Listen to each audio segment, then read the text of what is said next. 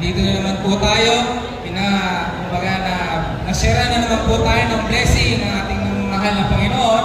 Siyempre, yan po ay sa tulong ng ating mga kasamahan, ng aking pong mga kuya, ate. Ako rin po ay isang miyembro ng Agila.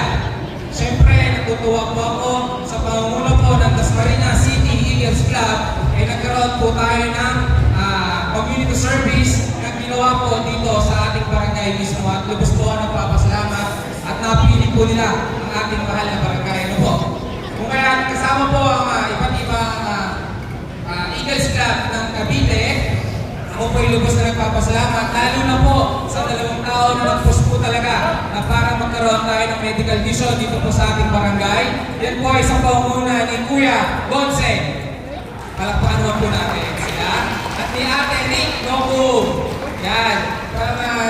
Day 1 sila na po nag-aasikaso sa akin. Pamalik-balik po sila sa barangay. Sa ating mahal na Mayor, si Inosria Bagsaga, na nagbigay po na tulong din regarding sa mga pinadala niya pong medical staff dito po sa ating medical mission ngayong umaga. Thank you po at kay Kong Kiko, kay Vice 3rd Bersaga. Kasama po sila sa mga nagbigay at nagpa-unlock sa ating umagang ito.